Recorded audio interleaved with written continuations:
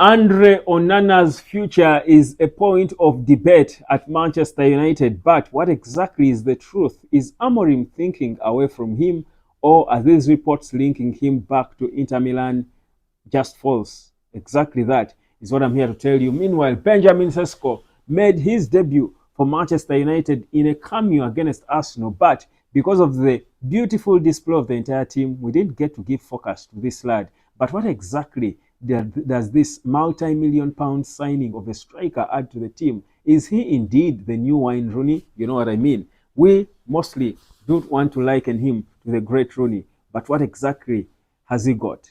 This is the United of Sport. Like, share, subscribe, grab your 39k and pay now DSTV and instantly enjoy your Wiki package where you get to enjoy all football, including Real Madrid Osasuna tonight, including Nigeria in action in the CHAN finals up against Nigeria's up against Congo, then Sudan against Senegal. All those games you watch on DSTV. Of course, even if you want to catch the replay of Uganda taking South Africa to footballing school, you can still catch it on DSTV, still in HD. Avoid piracy, fam. Your gadgets will blow up in your hands. Your DSTV has made football affordable for you. It is also very easy for you to learn and earn online. This internet where you spend a lot of your time can give you a lot of money if you just understand how you can milk it, fetch it from there using your phone data. Simple, no rocket science. That's why I need you for an hour from wherever you are. I'm waiting for you. Make use of that number down there. Now let's get proper into it. Smash that like button, subscribe, and let's get into it. So, what's going on? Reports linking Andre Onana back to Inter Milan are not true. Andre Onana is not going anywhere as of yet. Onana is, I think, being helped. They're trying to polish him and make him better. There seems to be a mutual agreement between Man United and Onana on how to handle his future or how to handle his time at Man United or his stay. They're either trying to polish him because he has been injured, so they're trying to polish him so that he's back at his very best, because they know Onana in between those sticks when he's not ready is going to be disastrous, whatever they're doing. So at least go with Baindil, because clearly Baindil perhaps has been looking better lately. So that's why he's not there. But that doesn't mean United are not planning to sign a goalkeeper. The truth is they are in the process of getting a goalkeeper, and we'll get to see who that will be sooner rather than later. But what is not going to wait is the excitement and joy of seeing Benjamin Cesco play a full game. Fulham is next on Sunday. It's away, and London, we're coming. Be ready. Fulham drew in their last game. It should have been goalless. But Man United's Fulham game, for me, the one thing I'm excited to see is how much more we are going to enjoy the attack with Cesco gelling well with Cunha and Mbumo. The cameo was not all that, but the few glimpses we saw of Mbumo, or rather of Cesco, getting playing with his lads, getting long balls, jostling for long balls in between, sandwiched by two centre backs, but still getting good control on it, and then playing a smart, beautiful pass backwards. I forget who he gave that flick of a pass, but I think we saw glimpses of what they brought. His dynamism was seen in the few minutes he was on the pitch. If you track the movements that Cesco made, you would see the dynamism that is going to create a lot of space for Mbumo and Cunha to run into, and you saw how they drive with the ball, especially Cunha. So I think for me, there is more for us to be excited about. This kid, that his sharpness is going to be boosted a lot by the style of Mbuma and Cunha, because they complement each other, because these are sharp players who also drive into goal. Cunha is always playing driving into the goal. Same with Mbumo, he wants to drive into the ball. He can drift wide a bit, but he also wants to drive into the ball. Cunha dribbles the ball not outwards, inwards, straight, either forward going proper into the goal or inwards. That's what he does, not outwards. Now, that is the kind of player you want around a sharp striker like Benjamin Sesko. Now, give them a less pressure game away at Fulham, and I'm thinking they're going to enjoy themselves. If they enjoy themselves like that at home in the first game against one of the big boys and had no pressure, but just enjoyed themselves and had control of the game like that. How about away to Fulham?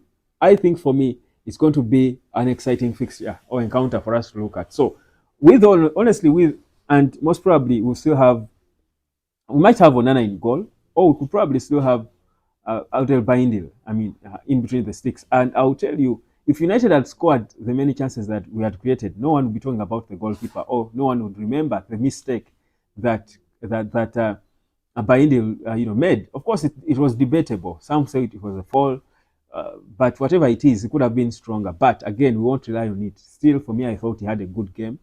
The team was good. The team was not leaking goals. He was not too exposed. So he didn't have so much to deal with, honestly. So for me, it was an okay performance for the goalkeeping department. They won't go and feel so bad about themselves in terms of having a shameful display. It's just that the nature of the goal. Third time it's happening, you're conceding goal through a corner like that.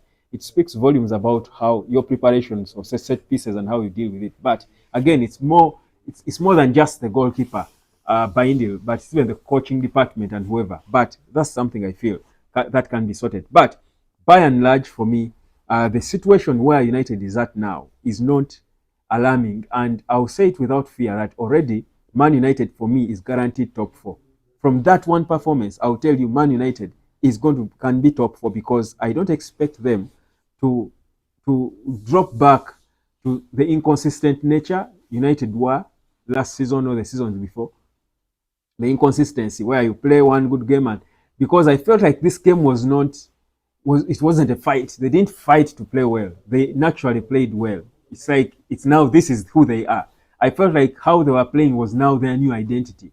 And if that's their new identity, it's better than so many teams. So many teams. And the big teams like Arsenal are the fewer. So if you can cope with Arsenal like that, meaning you'll be able, you can win 3 of the big games, then easily humble all the small teams, put them in their place, and you'll be on good to compete for Champions League football. And that's the target, honestly. That's the logical target United should be looking at first, getting back in the top four. So where I see United now is not worrying at all. It's promising without even all the drama surrounding the departures, the exits, the Hoylands of this world, who certainly is moving away, and all these players who are, of course, uncertain about their future. So on the midfield situation, still talks are talking of different players being linked with Man United. No one really tangible that we're moving for as of yet, but we know that there is a plan to get a midfielder. Whether they will just wait for Carlos Baleba or they are going to bring in someone before the close of this summer, we will see. But for now, the team is sharpening up for Sunday as Fulham takes on United. So give me your prediction of that one and what changes you expect to make. I think the one obvious change for me will be Cesco starting ahead of Mount, and in the middle, Casemiro certainly, I think, hold his fort well. But of course, Amorim is in the habit of changing things. Being an away game, probably you want a player who will give you more, maybe to add on the attack. It's an away game against Fulham, not too much respect. Why be so defensive? Can you bring a player who's going to give you attacking contribution as well in a way, or can you bring a player who is going to enable Bruno be freed more? Because Bruno, if you notice, in this Arsenal game was playing a lot, contributed more without the ball, as if was fighting more into tackles and sliding and contributing to the press and stuff, not on the ball more. I'm thinking against Fulham, United will know they'll have to have the ball more. And certainly it's Bruno who makes the ball move. So are you going to give him a midfielder who he won't have to worry about supporting defensively a lot? Like Casemiro would need that kind of support, of course, because of his age and all. So don't you want to give him a more mobile, energetic young man, or a Kobe or an Ugarte?